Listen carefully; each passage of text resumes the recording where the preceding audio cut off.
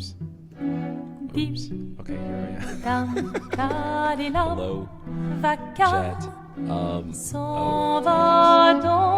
Okay. I think we're good. Hello. And thank you for choosing Tower System Services. I'm your host, Night Sky Prince.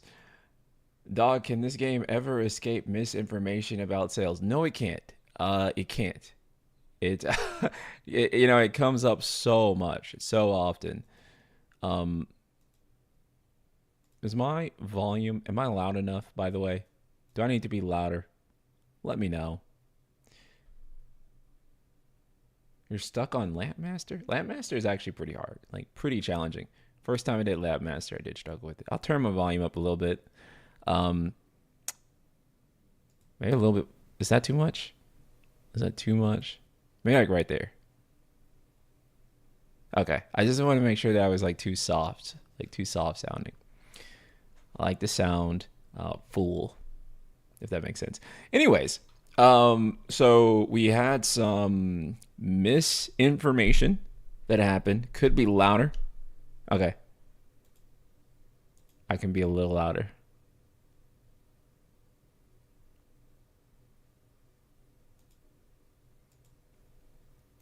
Okay. How about right there? Is that good?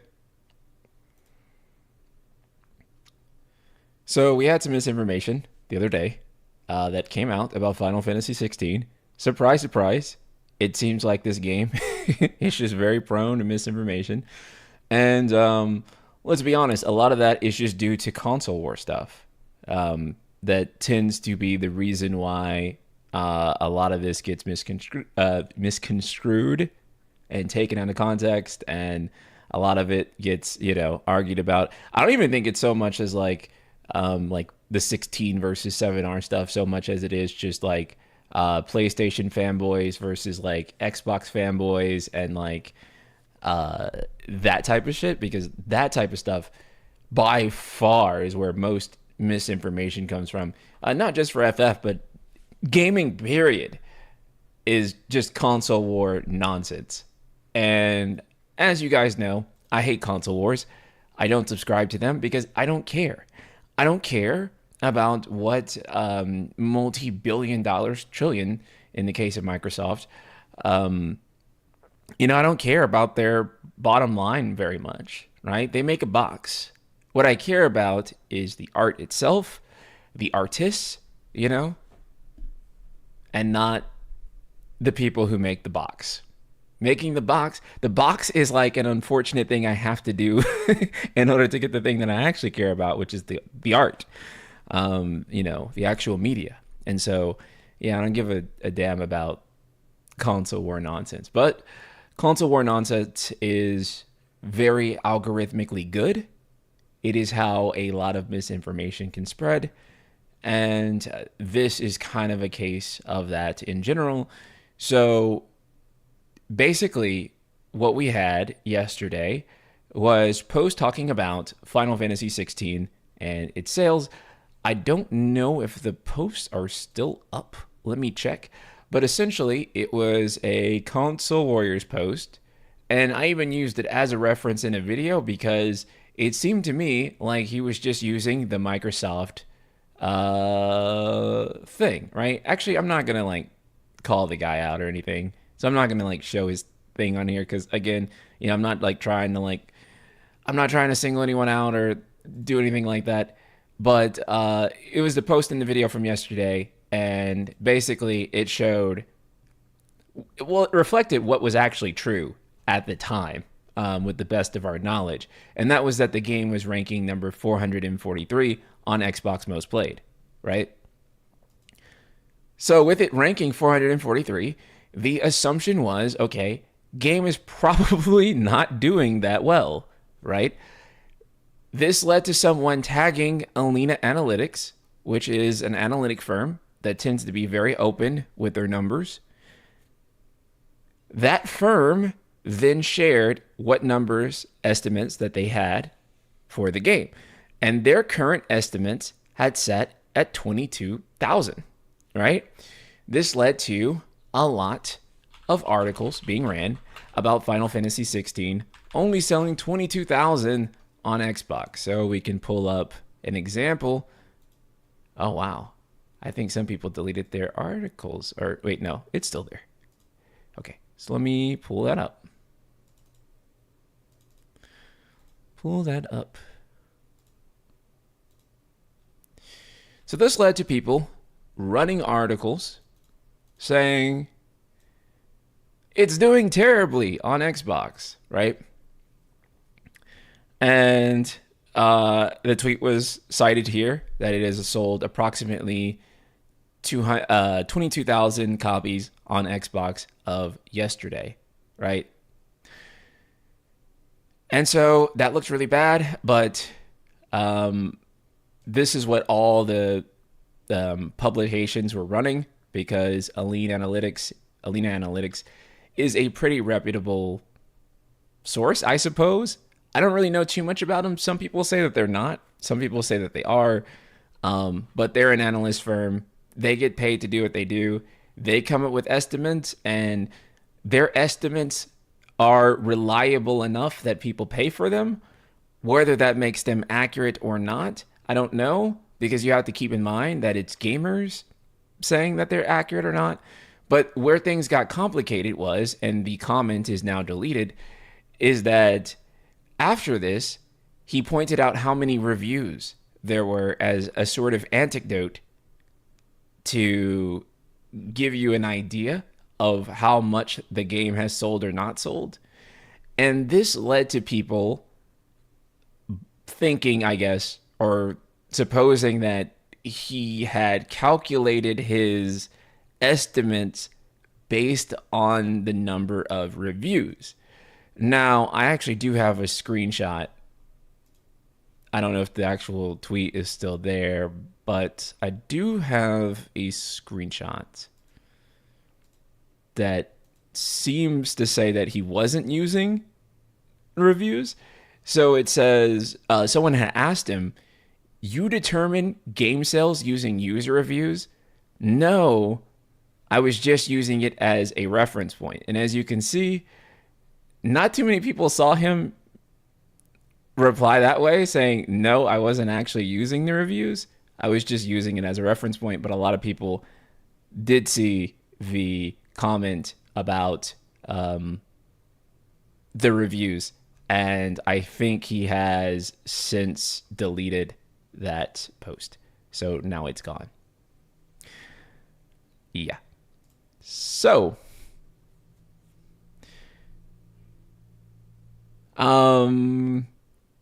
that's not to say that I necessarily trust it. It's just to say that the comments that it was purely predicated on reviews in terms of the sales estimate, it doesn't seem like that's like the only thing that was used to calculate it, because he explicitly said no when asked. Like, that's just a reference point for the scaling. So I'm assuming that they have an algorithm that's multifactorial for how they estimate their numbers, and not just by reviews.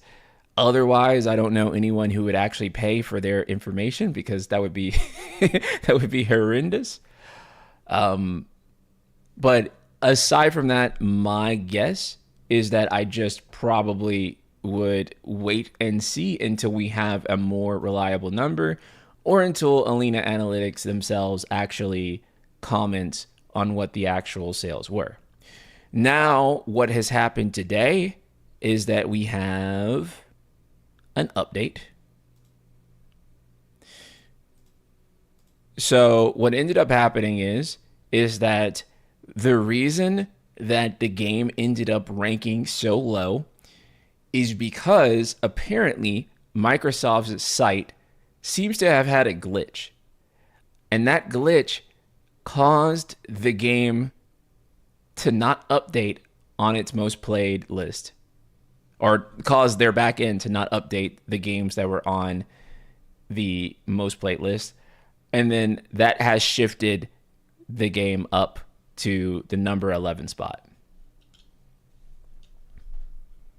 So you see, the thing is that 22K did seem like a reasonable estimate when you're at position number 443.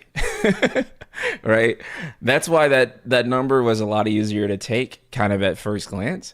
And it's like, okay, now it's at number 443. Like, clearly it's cooked. But it was all due to a glitch on Microsoft's back end.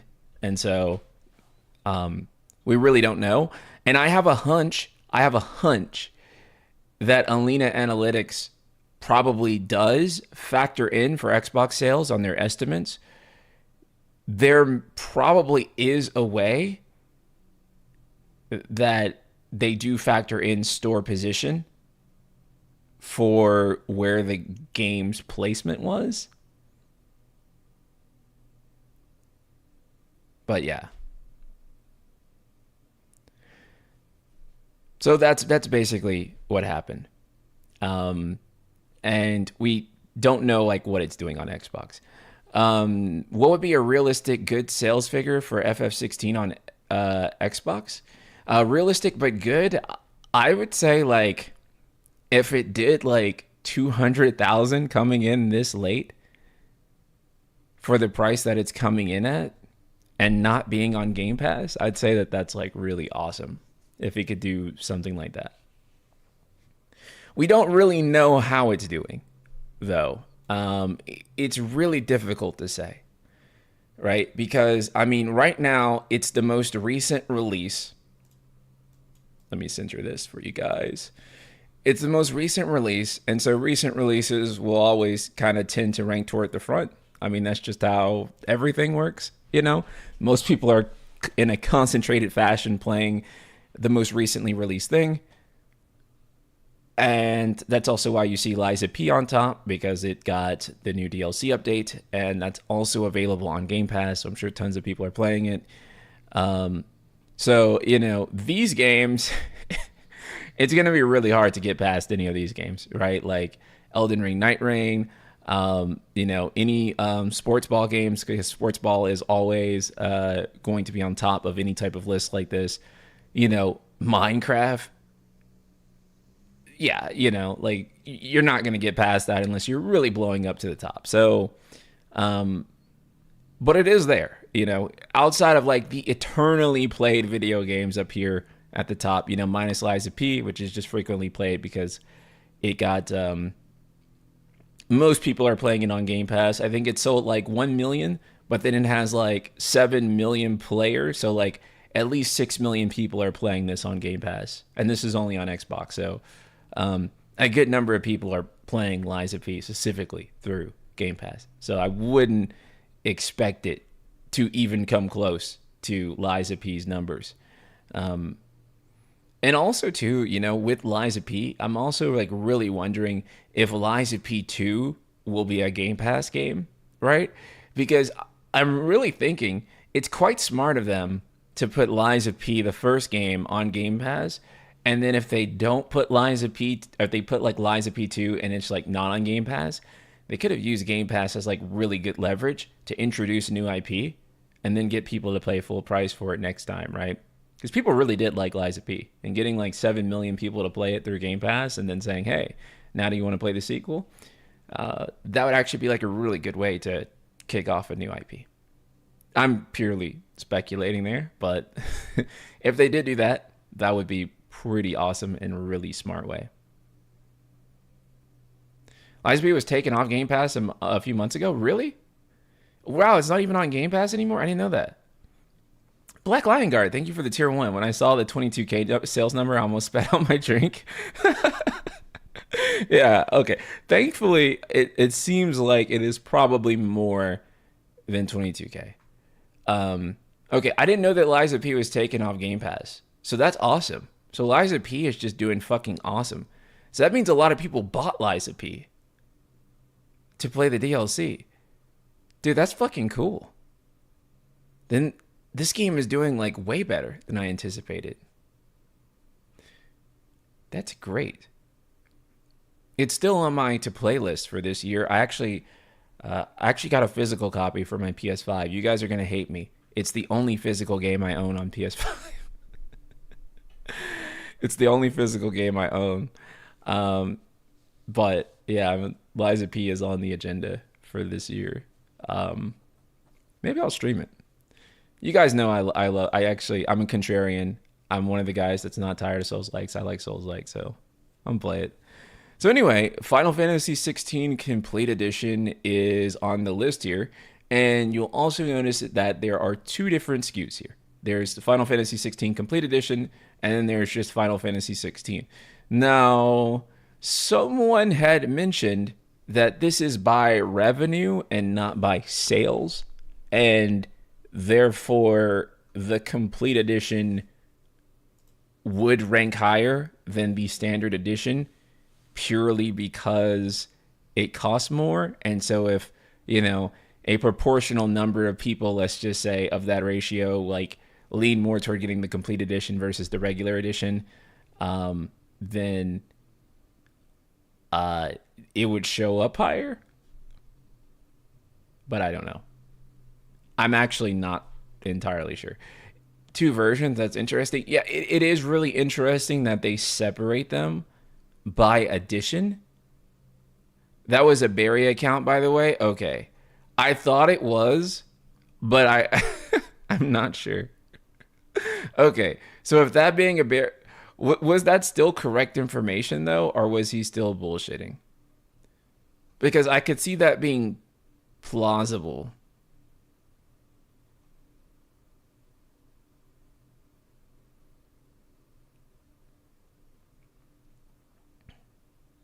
Have I finished Death Stranding yet? No, I haven't.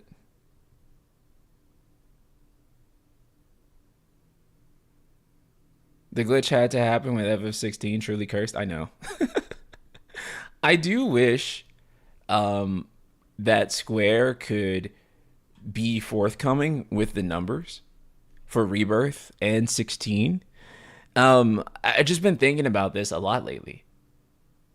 And I feel like so much needless discourse has been centered around the numbers, centered around, kind of pitting the two games against each other, uh, what's going to happen next. Subtext, thank you for the tier 1. Misinformation is on the Xbox sales for FF16.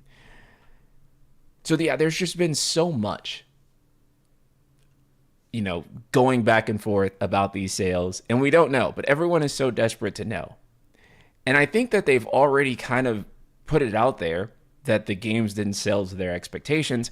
And so with knowing that, I feel like it doesn't hurt at this point to just be honest about what the sales actually are. Right? Like, because then we could just get the fuck over it. I'm sure at first it will cause a spike in discourse. Sure. But after that, we can kind of just have a constructive conversation about Final Fantasy, what's next, where they should go. But I feel like right now everyone's kind of taking a lot of shots in the dark. And it's not really helping. And even with the positional change on this game, right? From like what we thought was position 443 to now position 11, it kind of doesn't change anything because we still don't know how much this shit actually sold, right? Because a recent release is going to be like in the top 10 or close to anyways, right? Because it's brand new and a concentrated number of people are going to be playing that. So we still don't actually fucking know how good or not the game is doing. Like, it kind of doesn't actually say anything, right? So, who the fuck knows? Speaking of Souls-likes, I hope Beast of Reincarnation is more like Sekiro than any Soulsborne game. I 1000% agree. I like Sekiro more than Soulsborne, honestly, anyway. Like, if we're being real. The numbers alone aren't the full picture, so while yes, they should, at this point, just be honest with them, people need to get it through their skulls that sales figures alone in a vacuum mean jack shit. The whole sales expectation stuff clearly factors costs, returns into things, and so many fail to grasp that. No, 100% Crossy. Like 100%. Like you can't even just give a flat number and say that's a successful number or an unsuccessful number. And that's how people tend to look at things, right? Like one common thread that you'll see that console warriors do a lot is that they'll be like, well, this game sold X million and you guys said that's a failure. But this game also sold X million and now you're saying that's a success. Well, I mean, yes, it's two different video games and two different, expectations, development costs, marketing costs, scopes, goals, it's very different. Nick, thank you for the super chat. Regardless of the number, the answer for FF is clearly in front of them. They figured it out. Just lean into it and stay the course in that direction. Build it and they will come. Nick, thank you so much for the contribution. I agree. I agree. I think that at the very least, we have people discussing what the future of FF should be, and it is predicated on existing titles, which is something that if you look back between 13 and 15 is something we didn't have. And not to say that 13 and 15 were like necessarily horrendous games, but it's just like people didn't, everyone kind of already was like, neither of these games are the future at their launch, right? Like people weren't like, they need to make the next few mainline games like 13, or they need to make the next few mainline games like 15 when they came out. So I do think that at least we're at a point now where there are people that do want more games like 16 or like 7R. That's kind of a huge step up from where we were. Because, again, I don't know if all of you were there, but the discourse during the 13 trilogy was really like, will y'all please stop making this shit? That's what people were saying when they were making the 13 games, right? Like, please stop making this shit. And like with 15, it was a pretty similar situation. People were like, never fucking release a game this incomplete ever again. You fucked up. Whereas now there are people who are like adamantly in favor of wanting more 16 or wanting more 7R or that type of stuff. I was too young, I fear. Couch Potato, I feel like a lot of stuff, or a lot of my perspective too, gets kind of informed by me, like, I don't want to say being an old guy, but older necessarily than like a lot of people I see like in their 20s with like POVs on stuff that I'm like, that's not what people were saying at the time. So I feel like sometimes I kind of out my age a little bit when I have like certain POVs on things. Because I do think for a lot of people, like especially in like their early 20s, for example, like their view on like FF is like the constant new thing, right? Because their first FF was probably 13.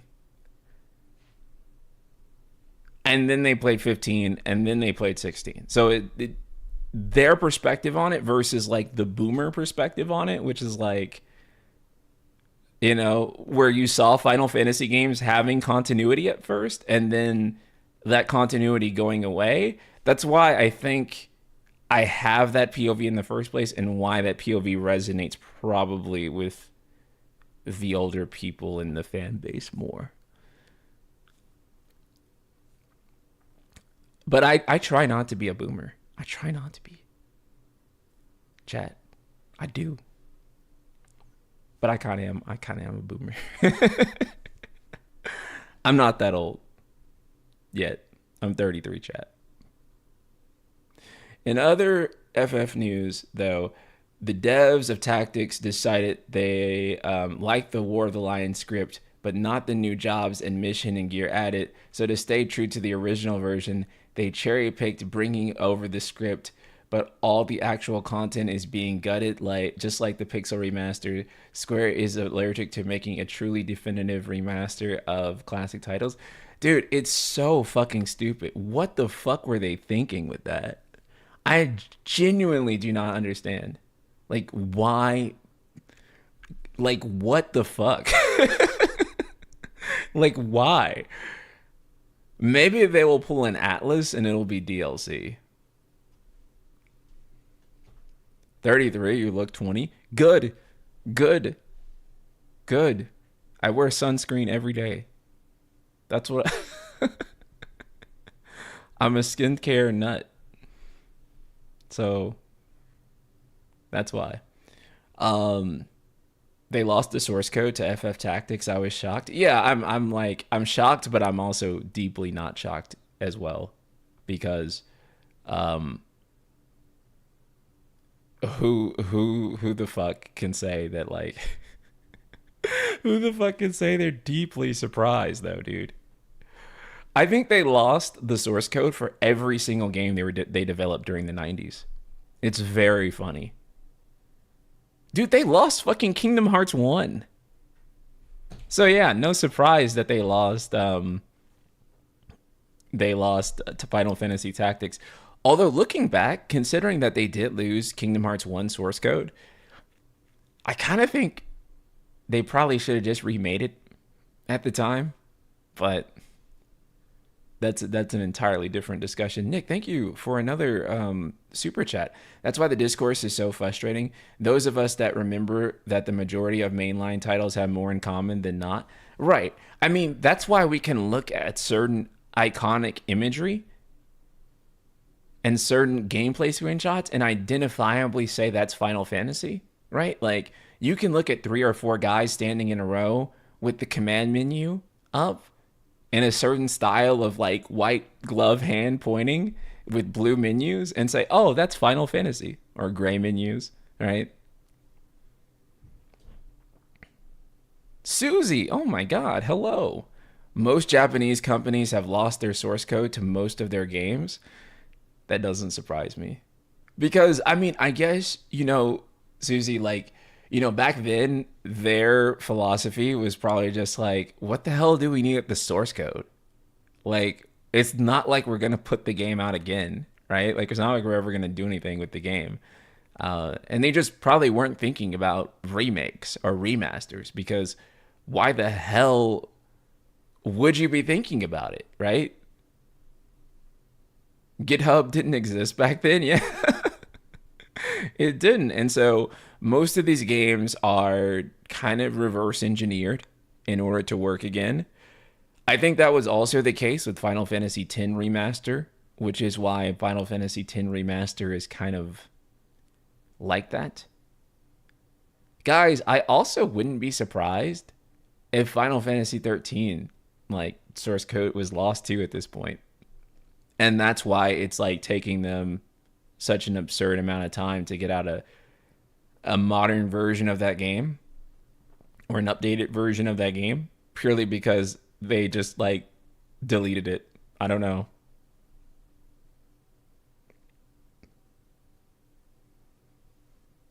That or or they just don't ever want to open Crystal Tool source code ever again, which is fair.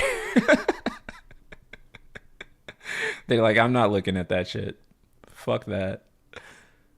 How come it got ported to PC and Xbox? Well, the Xbox version is not a port. The Xbox version is the backwards compatibility, enhanced backwards compatibility.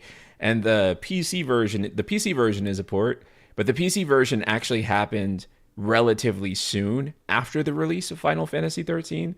So it probably, is like a genuine port. Like, I mean, it is a genuine port, but I mean, like, they probably still had the source code at that time. So I don't know. Proper media archival is only a somewhat modern thing, like beyond just video games.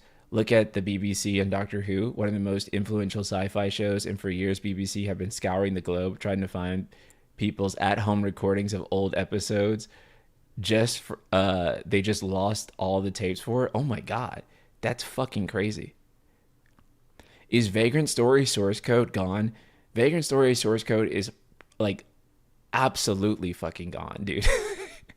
If they don't have tactics, I would genuinely be blown away if they had Vagrant Story. Like, I would be like flabbergasted, blown away. Nier Automata has outsold Final Fantasy VII Remake, FF7 Rebirth, and FF16. The first Nier game has only sold 700k units. Maybe it's time to let FF rest and let talented devs like Taro make new and original IPs. Roy Mustang, first of all, thank you so much for the super chat. And thank you for the question. Yeah, so Nier is one of Square Enix's strongest IPs right now. I do think that they should figure things out with Final Fantasy, but I also think that they should be firing off on all cylinders. So I do think that they definitely should be letting Taro work on a brand new game. And I do think Taro is working on a brand new game. He has hinted at it multiple times, him and Saito. I do believe it is a new Nier game. So I think that is in the works. Hopefully it is coming soon. I think that if it can come, I don't know. I imagine it's coming after Kingdom Hearts 4, maybe before Kingdom Hearts 4. But I think we need an announcement on it pretty soon. Same with Dragon Ball Anime. The only reason we have high quality JP audio is because someone happened to record the episodes on VHS tapes. That's awesome. No one ever thought, like, in the future, people will want to see this. No.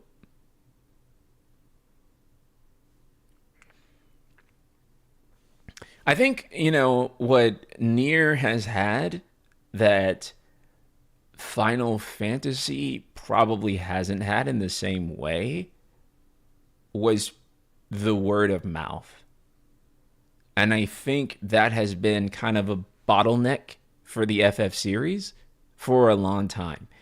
Because how do you generate word of mouth on a series that inherently half of its fans are always going to hate because they've been so factionalized between the different games that they like that they're always going to be dissatisfied. Someone, a sizable portion of the fan base is always going to be dissatisfied because they didn't lean into the part of it that they like, right? So if you go action, turn-based purists will be jaded. If you go turn-based, action purists will be jaded. You lean too far into one thing or another, and people won't like it. FF is too discourse swamp for any word of mouth. Not right. The only thing I can think of to do, again, and this is something I've preached 1,000 times, so I'll spare you and I'll just say it very succinctly, is that you settle on an identity and you say, this is what Final Fantasy is for the foreseeable future. This is the type of game we're going to make. And get fucked if you don't like it. And this is what we're going to do. The reason that works is because it allows them to start over and say, we're making this thing. And we're going to continue to make a better version of this thing. The first thing that does is that it stops the factionalization. I mean, it doesn't stop it cold. But it settles it. And it allows the base to be focused, right? And anyone who doesn't like that creative vision can kind of fall off and go away. But we can keep growing from that singular creative vision and popularize it. And say, okay, this is what we're like leaning into. The problem is if FF17 comes out and it's still yet again an entirely new thing, completely separate from the rest, it still runs that risk of being like, okay, well now, people who like Final Fantasy 16 are jaded. People who like Final Fantasy 7 Remake are jaded. Turn-based fans aren't getting their game. So now everyone's like, man, what the fuck? This shit sucks. Right? Barry's mad because Barry's not getting Final Fantasy 15 too. Right? So everyone's pissed off. And that's really tough to deal with. Everyone should abandon the FF discourse ship. You'll all experience the greatness of Kiseki, of Trails. Once you get all that Sky remake in your veins, you'll be hooked. And then you can all be truly toxic in your souls. I can't wait, man. I can't wait to change my Twitter PFP to like a really buff Estelle. and like just like do nothing but toxic ratios all day. I can't wait. It's gonna be great. But yeah, so that's why I say, uh, if you do that, I think you can create momentum for the series. All right. Now, obviously, when I talk about it, I do incorporate things that are of my personal bias. But to be clear here, I don't think that they need to necessarily do the thing that I specifically like, because they can always come out with something else and theoretically make it work, and I can just get fucked, right? Like, it's not like they will always fail if they do not make something that only or that specifically I like. I don't think that's necessarily the case. And I was talking to somebody about this just earlier before the stream on Twitter, where I was like, if Final Fantasy 16 sold 10 million and there was a tremendous amount of momentum for the idea of people saying they need to make this game, like this game's battle system, for the next game, then I could get fucked. You know what I'm saying? Like, what I want becomes entirely irrelevant and it doesn't matter anymore. And so, I mean, I'm hopeful that it aligns with my personal taste, sure. But I just want to be clear that I'm not necessarily looking at this from a me-centric lens, because if I was looking at it from a me-centric lens, we would be on Final Fantasy X-7 right now. So I agree in concept that for FF as a whole, to course correct, they need to stop muddying the waters. No drastically different takes on FF, even if that is somewhat the series legacy. They currently need stability, no leaning on nostalgia either, and having a remake trilogy, etc. The problem is though that the game dev takes too long for now. That strategy actually worked when you need a constant stream of games to beat down dissenting voices with. Yeah, yeah. You can fuck around and do like a random different thing when you're releasing a game yearly or bi-yearly. But honestly, when they were releasing a game yearly or bi-yearly, they actually weren't. That's when they had like the most stable formula. So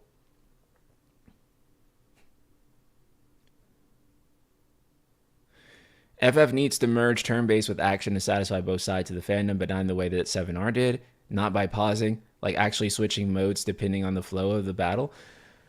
I think that's tough because that's like building like two games. I do think that 7R's battle system, at least from all the polls I've ran on my side of things, it's hard, right? Because I can poll you guys, but if I poll this community, I think I'm going to get biased answers, right? But from what I can tell from this community and what I see of others, there does seem to be a pretty good consensus that most people do want the 7R style of combat to continue into the mainline number of games. So we do see a pretty good trend there. And it does have the strongest consensus. We could look at like Final Fantasy Union's poll, and they have pretty strong consensus when they polled the community around the game's combat. So when we're looking at all these different sources, it does look pretty good.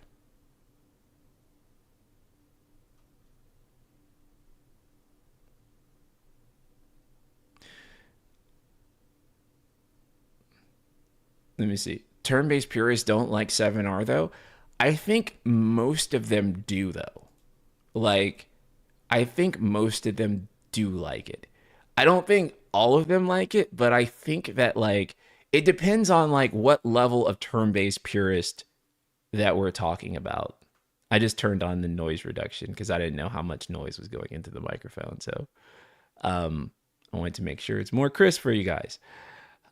But I think that most people who like turn-based like 7R combat enough.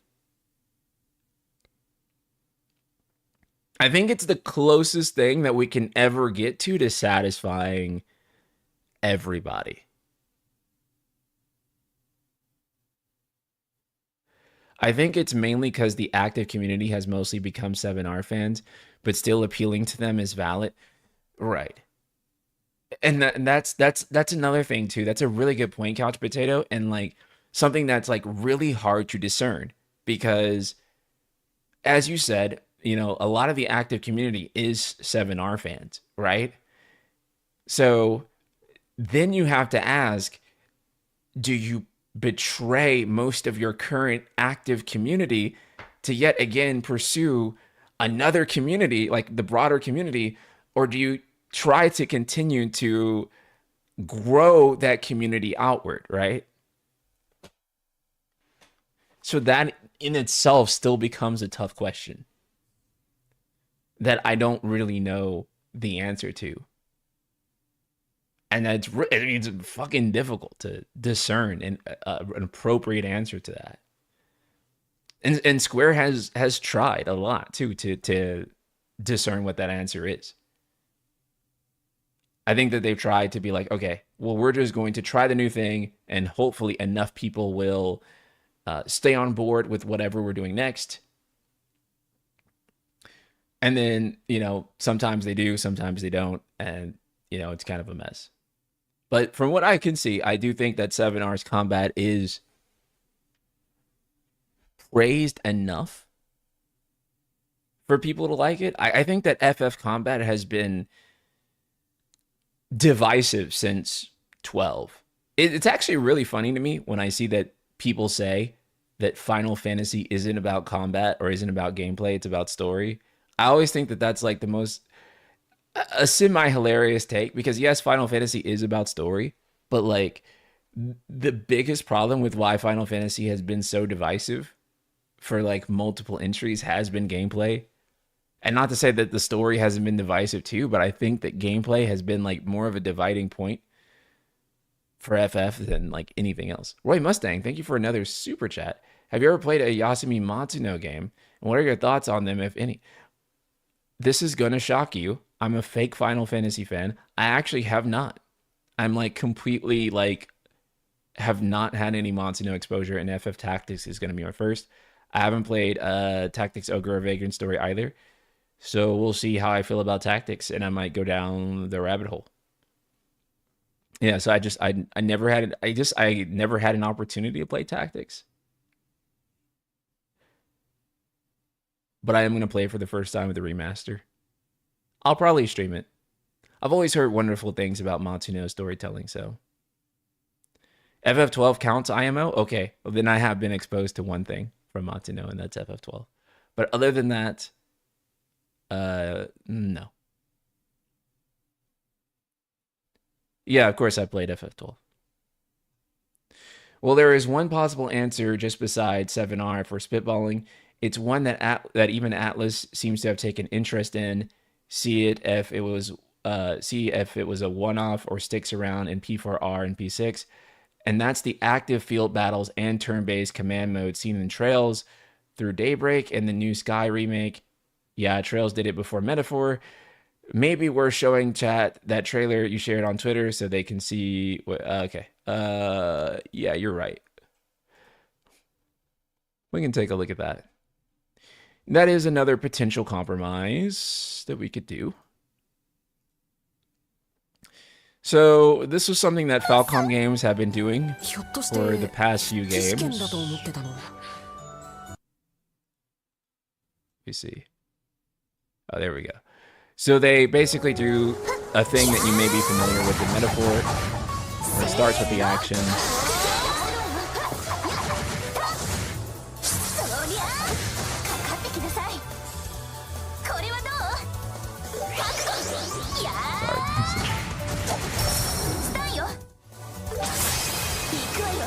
And then it goes into turn-based, right?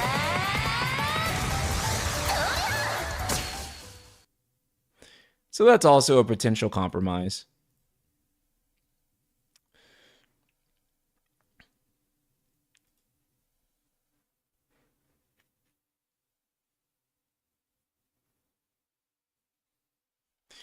Yeah. I think that they should be looking into things like that personally, and seeing if there's a way to, other attempts at hybriding turn-based and action, right? Because, you know, you don't want to push away the veteran audience so much, but then you also got to grow too. And they're caught between a rock and a hard place, I think the expression is. I think I think hybrid systems will eventually die out and they've got to move on. A lot of good hybrids have been made and it's so hard to build on it while the keeping the hybrid nature. Yeah, because at some point you either just become a turn-based game or you just become an action game, right? Like it's really hard to keep building on them and keep it hybrid. So that's why I'm here to propose they need to bring back Final Fantasy X conditional turn-based battles chat. It's time. It's time. Did I see the Capcom previews? Yeah. Actually, the next episode of Terminally Online Gamers will have Blitz as one of our guests, and he's going to be on there to talk about what he saw from Capcom and everything else that him and Schrodinger's Baby Seal saw at Summer Games Fest. So please look forward to the next episode of the podcast. Oh, thanks, man. I'm glad. Oh yeah, talk has been great. Glad to see you guys started. Yeah. It's really good. So the third episode should be coming later this week. Nick, thank you for another super chat. Jeez, man, $20. Thank you. I think Kitase's role as the series steward is an under discussed topic regarding FF's trajectory. Unbelievable as a director, but his value of creative freedom without considering the long-term health of FF is definitely in play. Yeah, I think Kitase is an amazing director, if not the best director that the series has ever had. Just purely looking at like the games that he's made, right? Like Final Fantasy 6 and 7 and 8 and 10. I mean, he's done an amazing job as a director. Whether he is a good producer of the Final Fantasy series is probably up to debate. Right? Like that's you might be able to push back on that one. Fuck it, I'm gonna take the noise suppression off. And it can never make my mind up about this. I don't think it sounds too staticky. You get a little feedback in there. Fuck it. Um,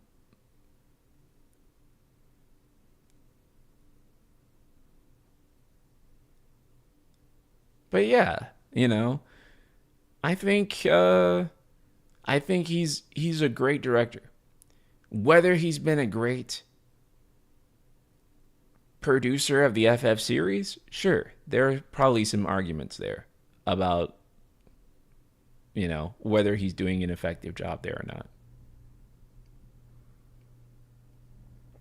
Kitase is responsible for the two highest selling FFs of all time, 7 and 10. But yeah, he has a lack of foresight for the series, for sure. Um, he, I do think that, because, like when Yoshi P had approached Kitase, I still think about this and asked him basically if he thought that doing a hack and slash was like kind of the right thing for FF. And, Kitase's reply was essentially do whatever.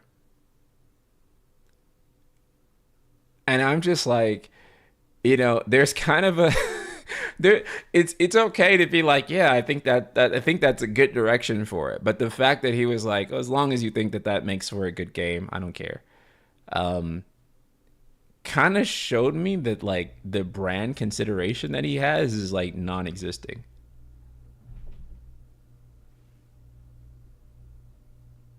It's a freeing answer, but not if you're looking for a direction. Right, exactly.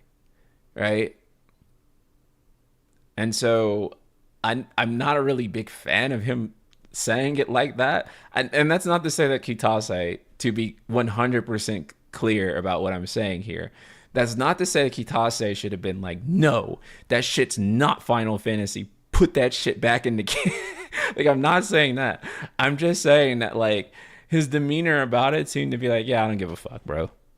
If you think that that's fire, then, like, do it. That's what alarmed me kind of about it more so.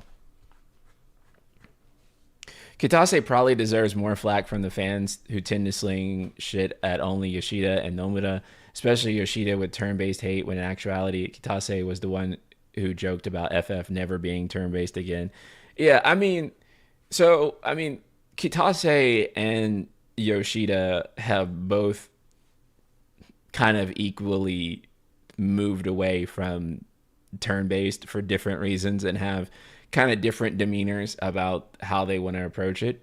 Kitase is a lot more flat about it than Yoshi P is, which is funny because I think Yoshi P gets a lot more flack about it, but probably because, you know, Remake ended up being a hybrid game and 16 didn't. And so people ended up reading Yoshi P's quotes more nefariously because of how hard 16 leaned into action.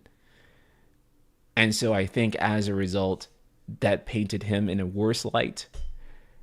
But I would say that they both have been like pretty like, yeah, we ain't doing that shit anymore with regards to turn-based.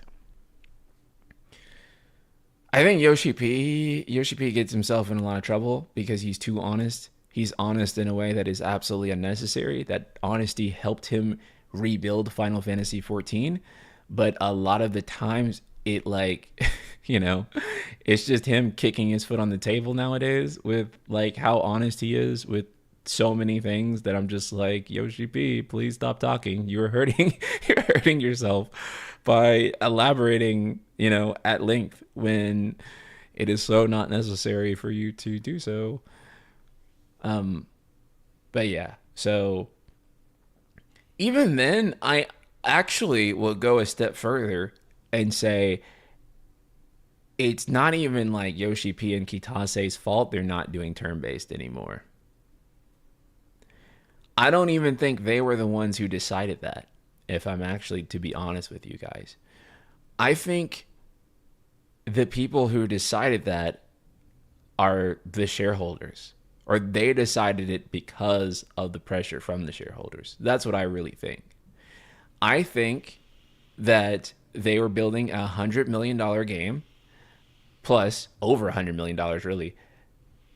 And whenever they looked at shareholder pressure, they thought that they had to deliver, and the best way to deliver was an action game and not a turn-based game.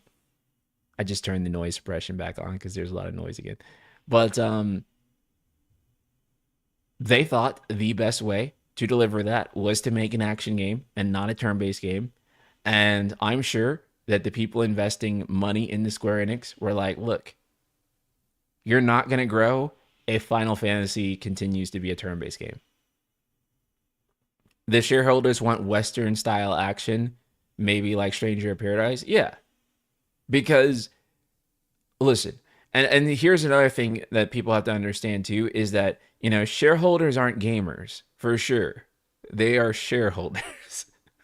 And so what they're looking at is what is trending, right? They're looking at what are the big popular games, like what do people want to play based on top 10 charts and stuff like that, right?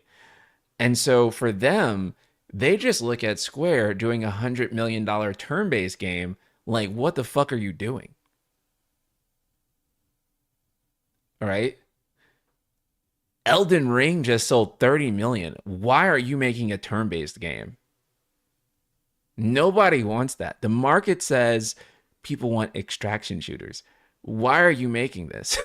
you know? So it actually actually I have a really good quote here that kind of points to this exact thing if I can find it. I thought I just yeah, I got it in my bookmarks. I have fucked my background to high hell. Okay, here we go. So, Cromwell from Larian, the makers of Baldur's Gate 3, he had posted this with regards to Expedition 33, where he said, intensely difficult to convince many people within the shipping pipeline that your turn based RPG will sell. I know this from experience. And once it's launched, all the people inside who think they don't sell look at the Metacritic and go, "Ah, I always knew it would do well."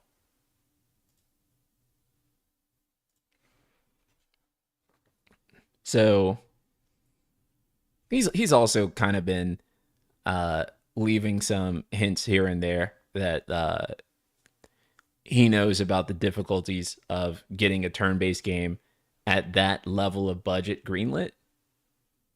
And I think this is also too like again, this is something that gets hugely lost in like Twitter discourse because on one hand, there's a need to have a discussion about why a AAA turn-based game can't be greenlit, about why a turn-based game of a certain budget can't be greenlit, even though we've seen examples of how a turn-based game can perform really well, and do maybe those AAA numbers that they're looking for. But, you know, a lot of shareholders are like, yeah, we don't want to invest in $100 million turn-based game because we don't think it's going to pay off. Now, it's entirely possible that, if we have Clear Obscure Expedition 33 winning RPG of the Year, winning Game of the Year, that we have that back to back with Baldur's Gate 3. We have that back to back with Metaphor Refantasio winning RPG of the Year. That maybe it does start to break through to shareholders to say, hey, there are turn based games that are doing really well. Actually, we can make a bigger budget turn based game and it do really well. So, yeah. There's no better example about turn-based and its struggles than another indie game, JRPG involving ex-Ubisoft devs in France that got quietly canceled today due to failing to get a publisher. Yeah, I saw that. I don't know how to. It's Alzira, right? Or hell, look at Wild Arms and Shadowheart spiritual successors being made by former devs, also failing to get a publisher, even with Kickstarter backing. That's fucking nuts. I knew that it had got canceled, and I kind of like didn't like really look into it, but I didn't know that the reason was this because they failed to get a publisher. Holy shit. And it's crazy. But yeah, there is a bias against funding bigger budget turn-based games especially. So, it does suck. And it's tough too because a lot of the discourse does fairly quickly turn like stupid and sour and stuff. But there is actually a good conversation to have about turn-based games not getting necessarily the funding that they should, right? Like you ever think about like in terms of like why like maybe like higher fidelity RPGs like nowadays I would say it's mostly just Dragon Quest, right? Dragon Quest 11 and probably 12 or 12 will look amazing. But like how many turn-based games are getting Dragon Quest type funding, right? Or Dragon Quest type aesthetics, or um, looking as good as Clair Obscur, for example. It's not that many. Turn-based games have kind of been relegated to much more, let's just say, affordable assets to produce, rather than turn back to the PlayStation 1 or PlayStation 2 era where turn-based games were some of the most visually advanced video games on the market. Again, this isn't really a discussion you can have on fucking Twitter because or social media in general. It quickly devolves into people just kind of throwing shit at each other and like not communicating effectively with their big boy words. And yeah, it really sucks. It really sucks. But my greatest hope, again, with stuff like Expedition 33, is that we can continue to have, more serious funding into turn based games, more publishers and more investors willing to take big risks on turn based RPGs.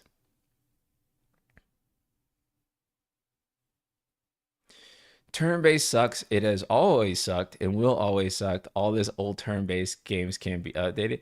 Brother, if you feel that way, why are you in like a mostly turn based game series like discussion right now?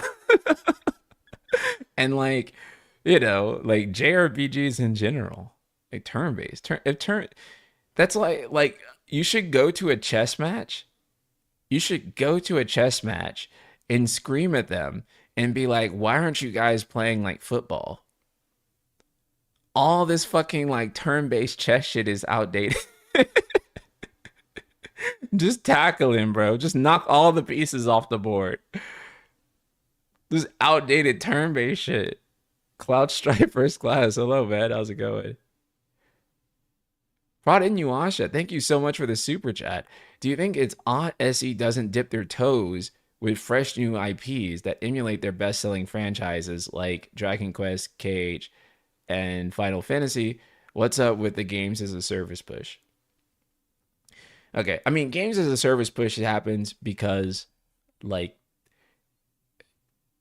if you have one successful live service game, it will pay for all the failed games that you make because they generate that much money. So, as insane as it sounds, they will release 20 live service games.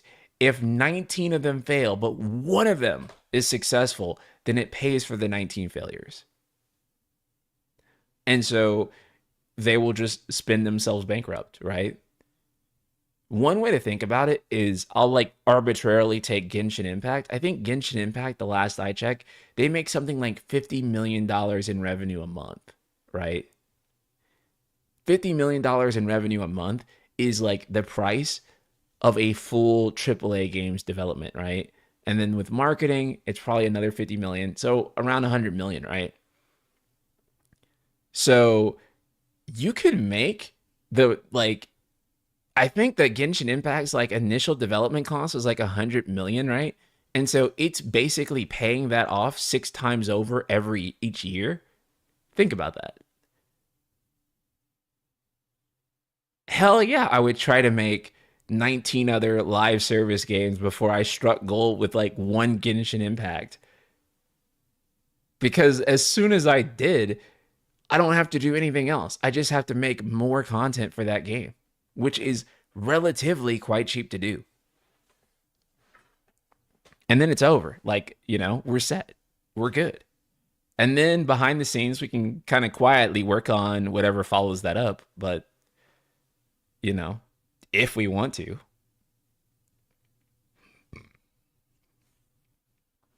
So, yeah, dude, they're good.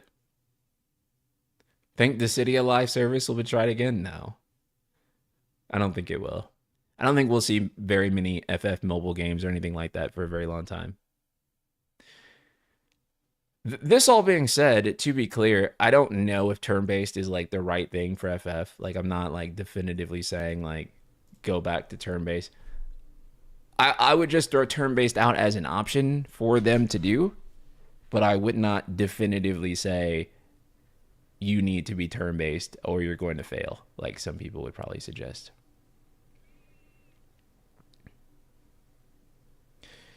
Gas or mobile games riddled with microtransactions just need a handful of whales. They don't need million to sell millions and onboard all these players. Hell, Square has a Pokemon Go clone called Dragon Quest Walk, Japan exclusive, made them over $2 billion last I checked. Yeah. So it's really easy to see why they do it. Right, exactly. I mean, it's really easy to get whales if you do it from an existing franchise that people already love that have a predisposition to be a whale, right? You know, if we were to arbitrarily use like Final Fantasy as an example, then it's like, you know, there are enough, let's arbitrarily say, Cloud fans out there that will spend like a few $1,000s trying to pull a Cloud unit for their mobile game, right? So, yeah, it just becomes really easy to do. Square trying to figure out the fans arguing between 7R and turn-based combat for the next game must be confusing. Correct me if I'm wrong, but doesn't FF sell more or just as much as the big turn-based games like P5 or E33 minus Baldur's Gate 3? That Richard, first of all, thank you for the super chat. I greatly appreciate it, and your comment is very insightful. So, okay, so that's a very good comment. I I would say that it does obviously it does sell about as much as like P5 or E33, right? So E33 is currently at 3.3 million in sales last time it was updated.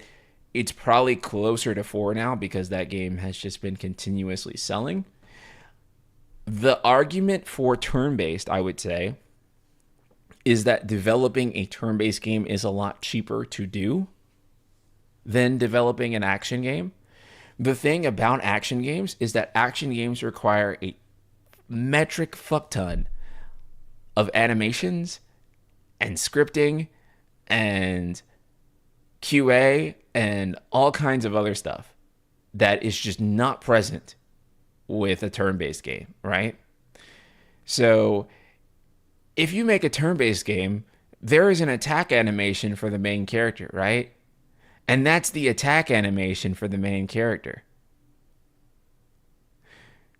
With an action game, there's like, let's just say with Final Fantasy 16, right? There's Clive's first attack animation, his second attack animation, his third attack animation, his fourth attack animation.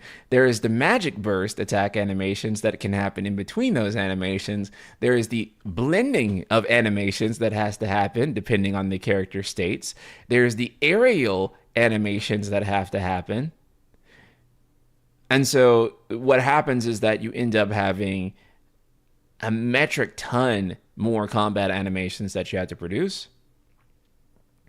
On top of producing more animations, you have to do a lot more QA because there are a lot more permutations of events that can happen in an action game than there are in a turn-based game. So actually just testing the game as a piece of software becomes a little bit more rigorous with an action game in general. And then third, scripting an action game requires a lot more effort. I disagree. I'm a game developer myself, and it's harder to create turn-based mechanics than an action game. Really?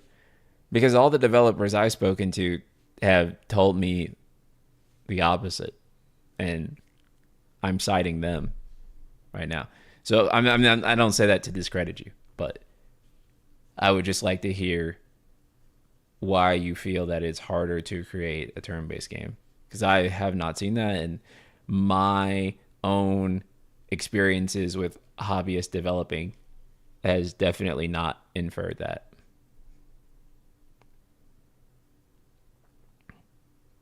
I've also tried to make action games before too, and it's way harder. Balancing turn-based is a mess. Right. I mean, balancing it might be more challenging, sure. But, well, no, because actually I think balancing an action game is also really hard. Balancing a video game is really hard. From everything I know, you know, making a turn-based game is a lot harder. I mean, a lot easier than doing that.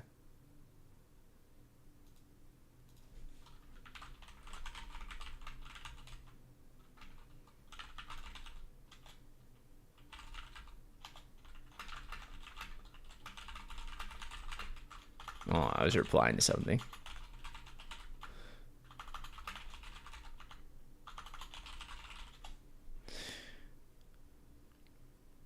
Armchair dev here, but I can imagine that creating turn-based mechanics could be more difficult than swinging sword, spell, projectile. But in this piece, talking about the production cost of animations, yes, I'm talking about from a production cost standpoint that making Titan versus Ifrit is more expensive than making like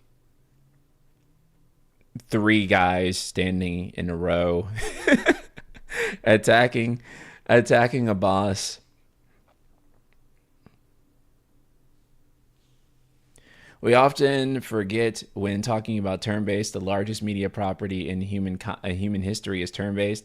Now, yeah, obviously people don't just buy Pokemon for the combat, but anyone who has ever played competitive Pokemon probably does because the rest of the game is usually terrible. Yeah, I think that like when you look at Pokemon, for example, or if you look at Baldur's Gate 3 and their arguments that, people don't buy those games because of turn-based, that's fair.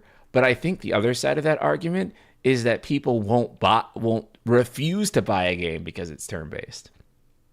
Right? Like it won't make people not buy it.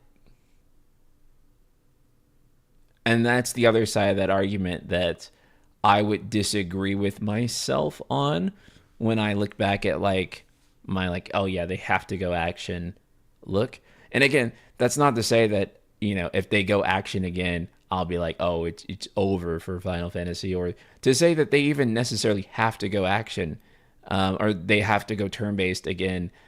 I'm just saying that I think now, knowing everything that we know and what we've seen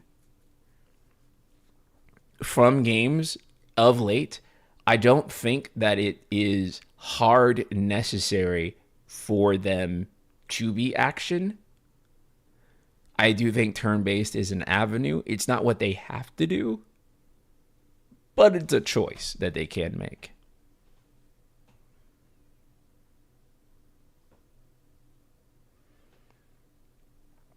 Making a turn-based game fun to play is probably really pretty hard. It is. Like, the design challenge is always there, like no matter what type of game that you're making. So it's mostly about production cost that we're talking about. I think balancing an action game is easier for devs in the sense that a slightly unbalanced action game can still be mindless fun, even if it feels good to play. But if a turn-based game turns out too unbalanced, it can trivialize the difficulty and ruin the whole experience. Yeah, no, that's for sure. That's for sure. I completely get the argument that, it can be harder to make a turn-based game that's genuinely fun because a turn-based game can be harder to balance. But I think that at the end of the day, balancing games in general is very hard. And then when you weigh the production costs, you can figure out how to balance it if that means saving yourself a few $1,000,000 by the end of the development cycle, right? Because, if you think about Claire Obscure again, for example, and again, just to be clear, this is not to say Final Fantasy should just become Expedition 33. We're not having that discussion. I just want to be clear and cut about it as possible. We didn't even talk about the 3D investment stuff, did we? Let me make my point real quick. Basically, that is to say, I don't think that like Claire Obscure could have had like 5 playable characters, 6 playable characters technically, and had all those characters with their own deep mechanics and stuff on the budget that they had if that was an action game, because the number of animations and stuff that would require would have been exceedingly difficult to design, difficult to QA, difficult to do all the animations for. You know what Square Enix actually needs to do? Make more Star Ocean and Valkyrie games. Try Ace Supremacy. Jokes aside, you ever played Valkyrie Profile? It's got an interesting and satisfying hybrid combat system. I have not, but I have seen some of Dream's post about it, and it looks pretty cool. So I wanted to actually check that out. Let's talk about the 3D investment partners thing, because that's actually important and something I put in the stream title, so I guess I have to talk about it.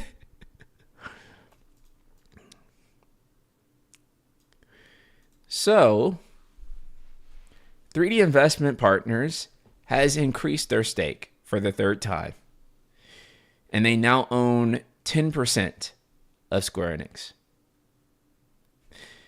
This is kind of scary, I'm not going to lie. They have repeatedly now bought more and more of Square, and I think they are going to want a seat on the board. I mean, obviously, they're going to want a seat on the board. They are now one of the biggest stakeholders in the company, depending on, because some of the things are outdated. They're like either the second or third biggest stakeholder in Square Enix now. And so they are going to be definitely making some changes. It is worth noting that 3D Investment Partners is what is known as an activist firm. For those of you with the red hat on, this is not that type of activist. I promise you. Different activist. This is the type of activist that means changing a corporate structure. So they find companies that they think are not reaching their potential. They buy up enough shares in order to get a seat on their board, and they essentially demand a bunch of changes. There are a lot of potential worries that can come from this. This includes basically shaking things up, removing some people from power, putting other people in power. I don't know if it's good or bad, but judging from what I've heard about 3D Investment Partners' history, it's probably not going to be the best thing. The investor thing is potentially good. They just want to make profits, and admittedly, SE has issues with being too slow and making things too expensive. So maybe this can help.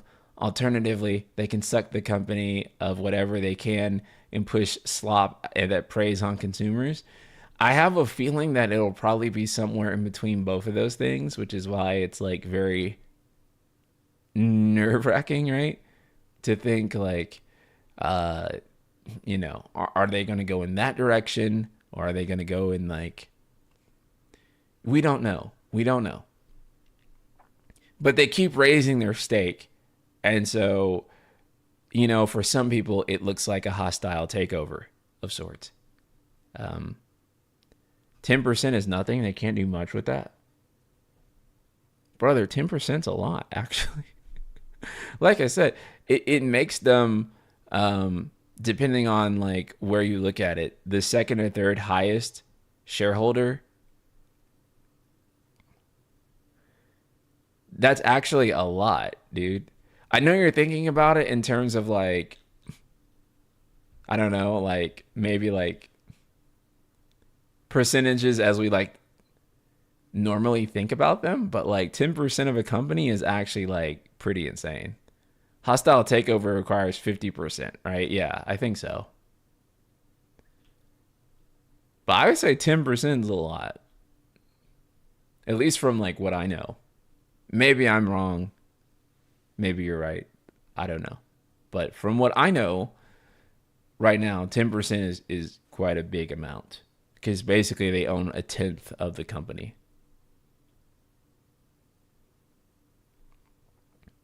And you also have to understand that 10%, when they are essentially, the second or third largest investor or largest shareholder, like, that's a lot. The company founder only has like 25%. Yeah, exactly. I think it was 19 when I looked at it. So that's a lot. Jeff Bezos has 10% of Amazon, for context. Right. Okay. That's actually very insightful. Thank you so much for that, Inuyasha. Let's put it this way. The largest shareholder of Tesla has about 13%. Edong Tusk has about 13% in Tesla. Yeah. right? And those are the people that you know the company for, right? Like the figureheads of it. So 10% is actually a lot. That is enough to have tremendous sway for what happens done next, or for what happens next. Josh Z, thank you so much. Um, I don't want to comment on that too much because for some people that will be a spoiler and they're currently playing the game. But I don't disagree with you is all I will say. But that's like the super unpopular take. Yeah, it isn't like 90% SE, 10% this group. That 90% is divided up amongst individual entities of shareholders slash investors. So one holding 10% is massive. Correct. That is exactly it, Crossy. Right. Yeah, it's not like SE owns 90% of itself, and then these guys just own this small little 10% slice. It's basically a bunch of people who own like 0.01% and people who own like 1% maybe at most. And then um, from there, you have like the big players at the very top, right? So I think that like after them, the next person who owns the most amount of stake that I saw when I was looking into it owns like 1.9% or something like that. And then everyone else owns like a fraction of like 1% or something like that. So you can get a pretty good. Here we go. Thank you so much for that, Black Lion Guard. So, okay. Yeah, no, this is more accurate. This is more accurate. Actually, I think that Master Trust Bank of Japan, I think they may have sold. This isn't like completely up to date. Oh yeah, this is of last year. So it doesn't feature 3D investment partners. But this should give you an idea of what the ownership looks like. So if you look at this, they would be basically in the number 3 spot for ownership, right? I think, hold on. I'm trying to find. I thought.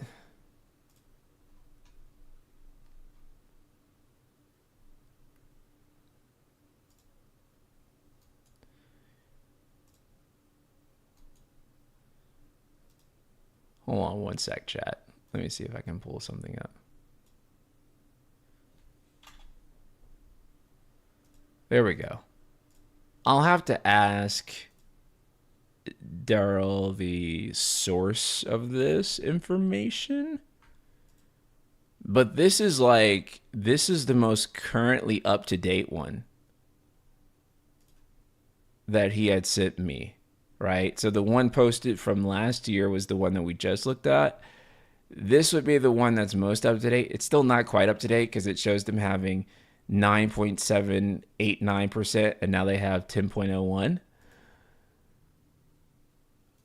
But this would essentially make 3D Investment Partners the second biggest stakeholder in Square Enix currently. The JP Morgan one holding 10% was from last year.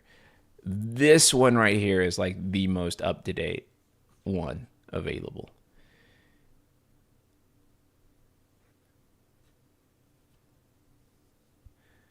And Yasuhiro Fukushima is the founder, I believe, right?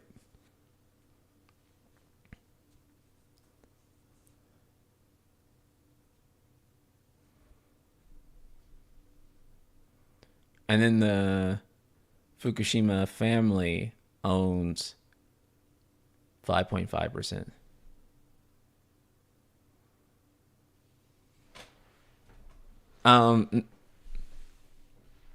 Nomura Asset Management Company is not to be confused with Tetsuya Nomura. Just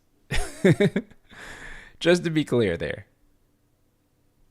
But yeah. Square Enix itself only holds on to 1.959% of its own stock, looks like. Yeah.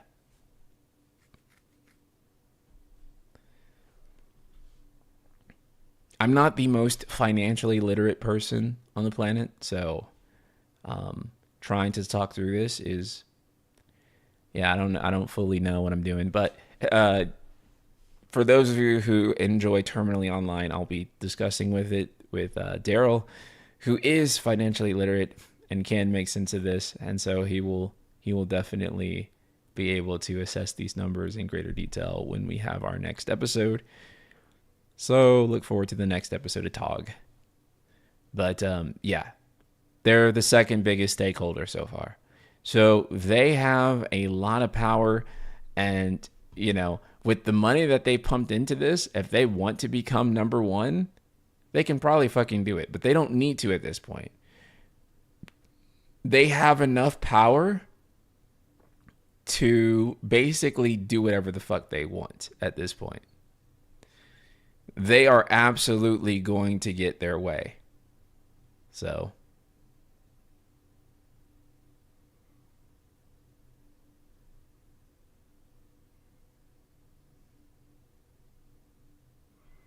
why won't they just port Duodecim onto PS4 or 5 with trophy support?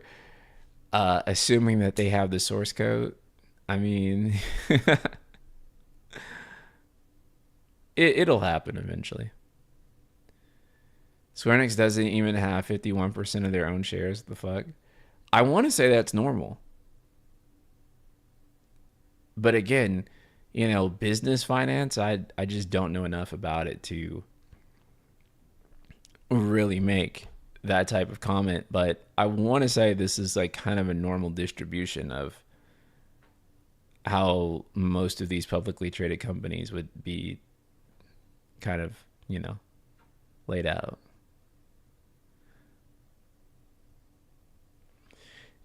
Yeah, and Fukushima is like 77 years old. Interesting. When he dies, does that like go to his family, or where do those shares go?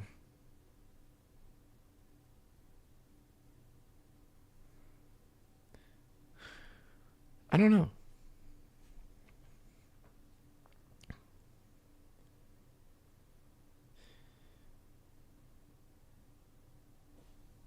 Even if you hold the vote, the others need to agree. Activists in the banking system is not viewed well. Activist investors are often viewed negatively due to their aggressive tactics and focus on short-term gains, which can lead to negative consequences for companies and stakeholders.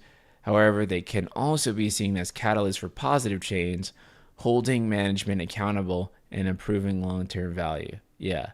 So we just don't know. We just don't know. But it does mean that changes are likely coming.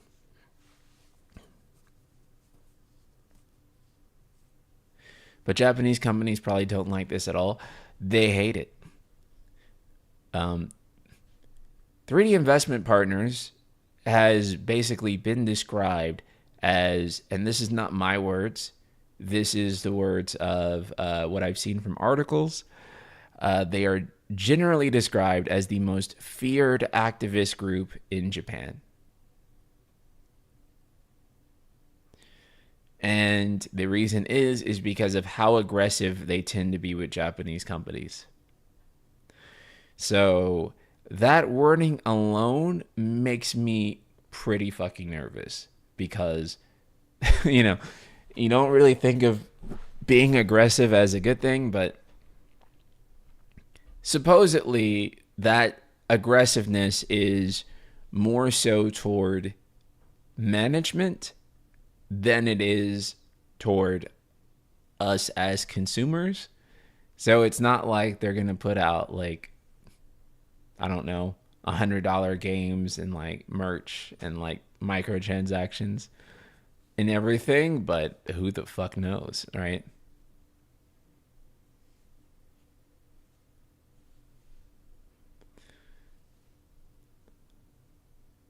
Yeah, is it pronounced Ayer? Ayer First Investment Co. is a Saudi Arabian company. They have been buying more and more stake in Japanese games in recent years. Yeah. I mean, Saudi Arabia in general is pretty deeply involved in video games in a way that people don't even like really know. But they invest quite a lot. And so a lot of video game money is from Saudi Arabia. And people don't even know that. But yeah, they fund a ton of games. They funded a lot of stuff from Square Enix too. Put a lot of money into them. So yeah, they're deeply, deeply involved in video games. I wish these gaming companies were private. It is really hard to make art at a publicly traded company. Like, I don't think you can. I mean, I wouldn't say I don't think you can. I think it's really fucking hard.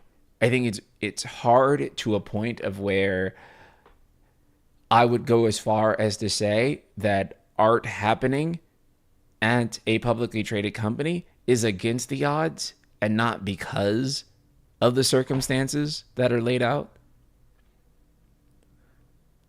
Because whenever you need to like sell a certain amount and then sell even more of that amount and then sell even more and then sell even more, you know, how are you actually making art, and how are you not just making a product that is designed for people to put more and more money into so that you can hit your growth targets?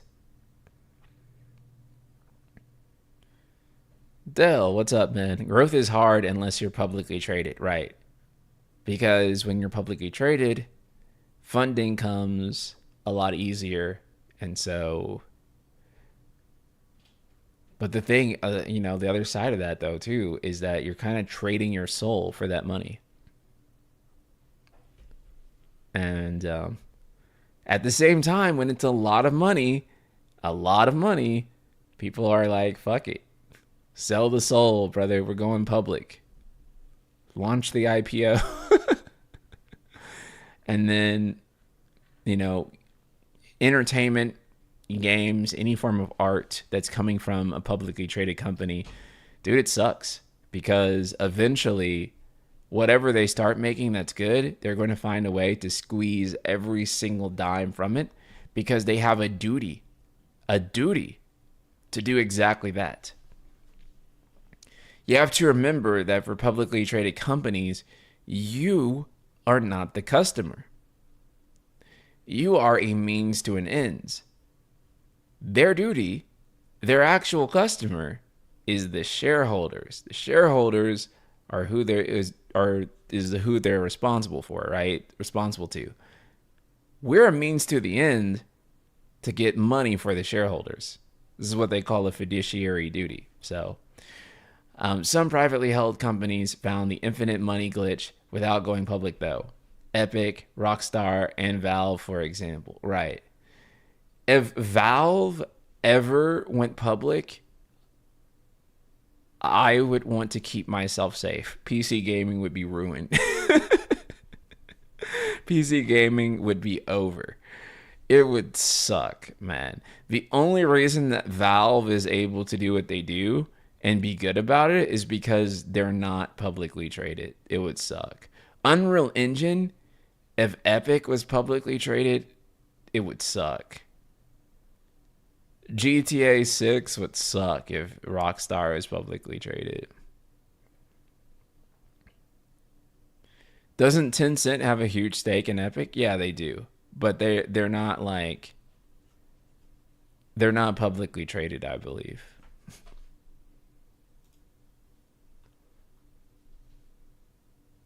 Steam would be so cooked. Right. Because then Steam would have an incentive that they need to make more money each year, each quarter.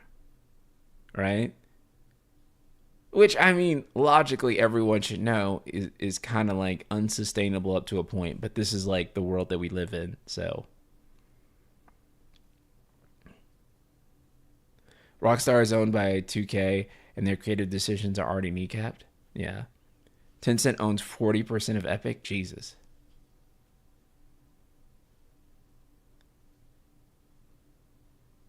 They cash in on Half-Life 3 and it would not be good. Yeah.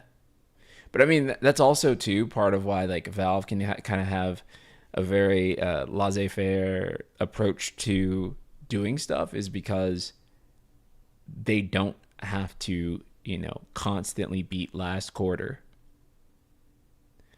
It's insanity too, because profit is not enough, right? Making a lot of money is not enough. You have to make more money than you did the last time. Otherwise, you are a failure. If you make, if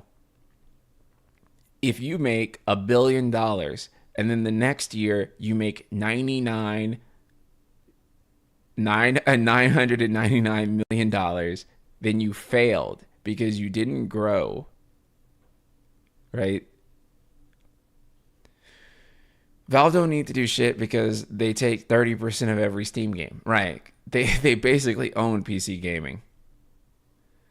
I don't think there would be any benefit for Valve to become public, because if they were, I think it would only be a detriment to the company, to the consumer, to literally everybody involved. Because I mean, what do you do from that point other than just ruin the entire fucking experience? So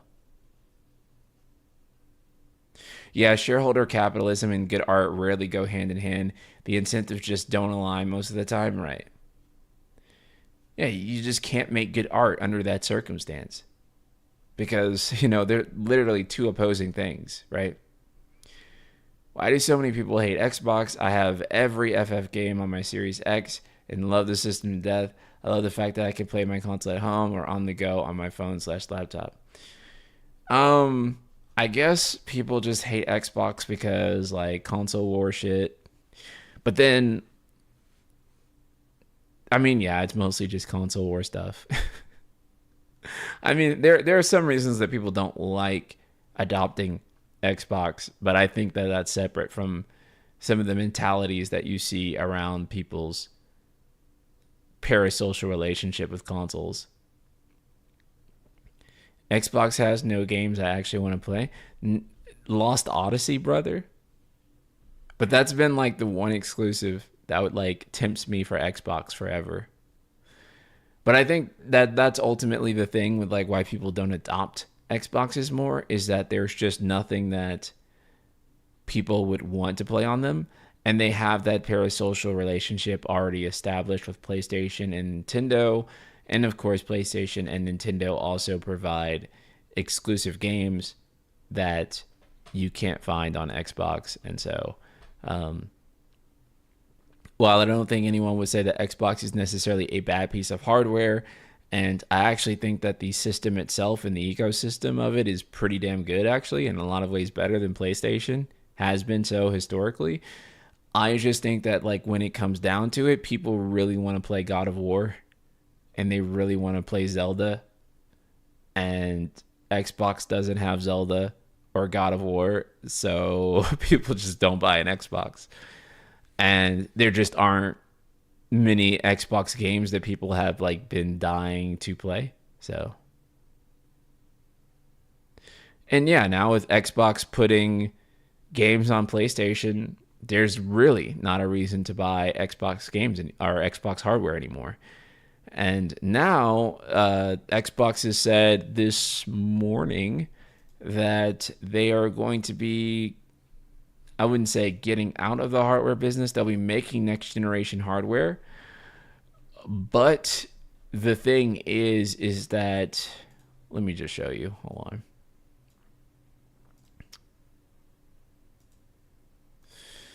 Xbox and AMD have officially entered a new multi-year partnership for first-party Xbox hardware.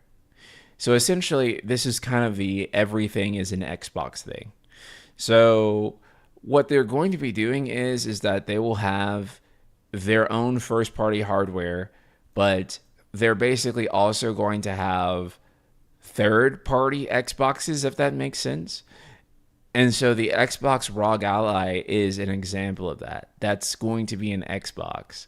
And the Xbox hardware that you buy next generation is also going to be an Xbox. Like the Steam Box? Yes. So there is an argument there that the new Xbox competitor is really Steam. Like that's kind of who they're going against a little bit more um, than even say PlayStation, right?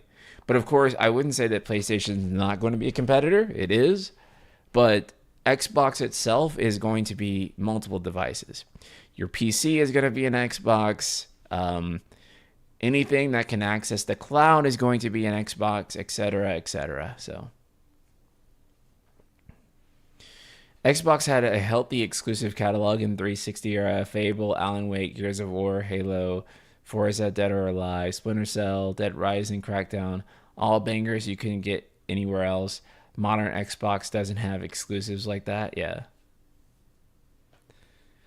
Xbox 360 was the peak of Xbox. I think the thing with Xbox for me is that Xbox never recovered from the Xbox One showcase at E3. Like that first Xbox One unveiling, that is actually the moment that Xbox died. Like that was actually the beginning of the end. They never fucking recovered from that moment. They showed off Connect 2. No one gave an absolute fuck about Connect 2. They showed off like the TV stuff. So do you remember like you could like HDMI in your Xbox One like with like your cable TV, which first of all was a terrible bet because no one gave a fuck about cable TV, and cable TV was already going to be on its way out by the time that Xbox One had like launched in stores and people were moving to streaming services anyways. So it kind of already dated itself at that point. Yeah, you can watch sports like while you play Call of Duty. And it was like which first of all, I guess, from the perspective of like a weeb JRPG enthusiast, that's like the most cringe shit ever. Like I'm like cringing in like my fucking chair, being like, oh my God. I can watch like fucking, Call of Duty, like, or like I can watch sports like while playing like COD. Okay. Um, but yeah, it was super cringe, and just it's just one of those things where I mean, a lot of people were just like, "What are you doing? Like, who cares?" So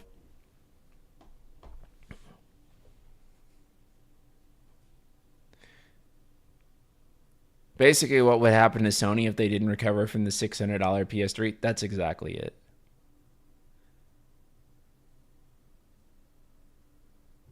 And then PlayStation trolled them hard with how to share a friend a game with a friend. Yeah, because the rumor back then was Xbox One would require a license to play a physical used game. It was a brutal ad. It wasn't even just a rumor. Like that was like a real thing, and they received so much backlash for it that they had to drop it. Yeah, because they actually had like DRM for the disc, and you couldn't resell games. So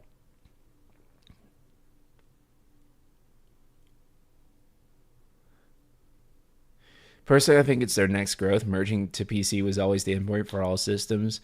As studios shutting down, that is up for speculation.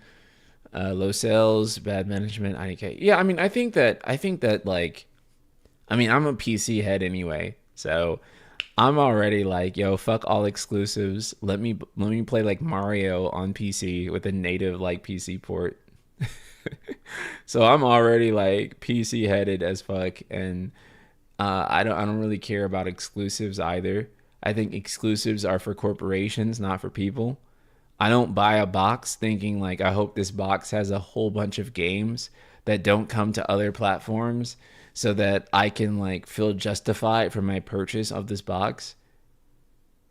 I mean, that's how people on Twitter talk, but I'm like, think about like what you're saying, brother.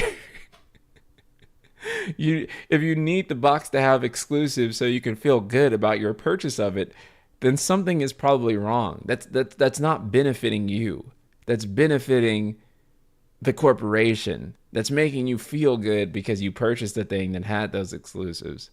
But like, why do you as a person want exclusives? Why do you want other people to not play games because they didn't buy the right hardware, right? That's not sensible. In an ideal world, you know, any hardware that can possibly run the game should run the game.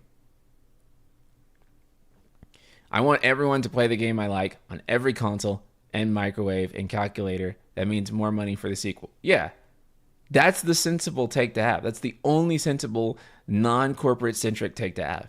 Everything else is like, God, I really do wish that my favorite corporation had money. What the fuck? Exclusive shit, like I'm not pro exclusive. I'm sorry. Yes, it adds value to the hardware, but it adds value to the hardware for the corporations, not for you. Not for you to be able to say, I bought this box so that I can play like the things that are only on it to the exclusion of everybody else. Doesn't benefit you for other people to not play. You know? And also too, you know, it kind of shows when people are like, well, then why would I buy any box? Like, why would I buy any console? Well, then that's the point. Gets you thinking, right? Like, why would you buy any console if the console itself is not worth buying, right?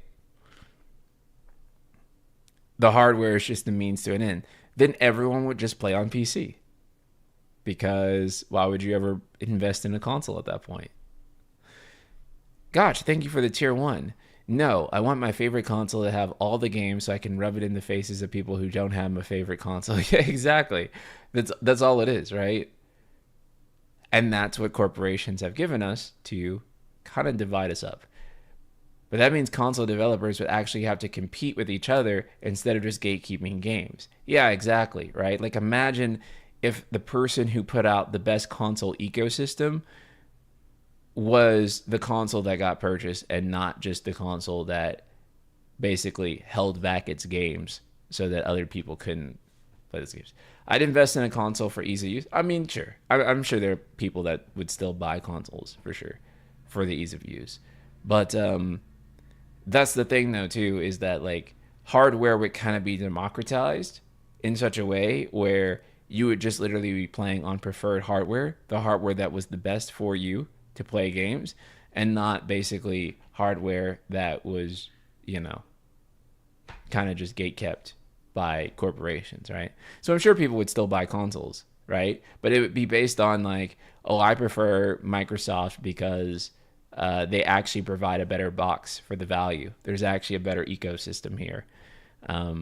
Versus like, well, I'm going to buy this console purely because it's the only console that you can play Zelda on. That's cool for the corporation. Doesn't really help me, though. Doesn't really do anything for me. Just means I have to buy 2 boxes. Okay. I have to go get my girlfriend from work. So this is actually going to be a short stream. I'm so sorry, guys. But we are going to raid Schrodinger's baby seal, my boy Clark. And I will see you guys all very soon. The new episode of Terminally Online Gamers should be available later this week. I will see you guys all soon with another stream. Love you guys so much. Take care. And yeah, peace, people.